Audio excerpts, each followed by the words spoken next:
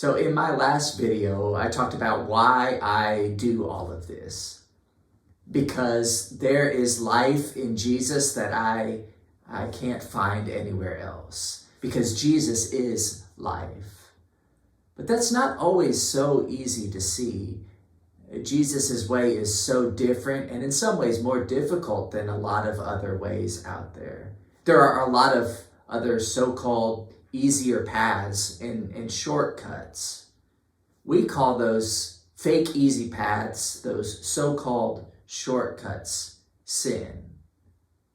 Because they really don't lead to life. They don't lead to Jesus. They don't really lead to anything good.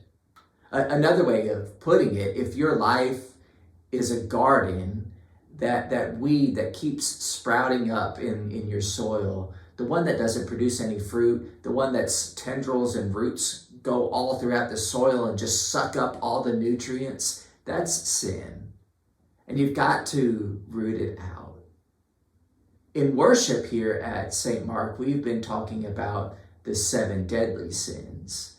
The sins that our Christian mothers and fathers have identified as being at the root of so much of what's wrong. The things that are very dangerous for us to participate in.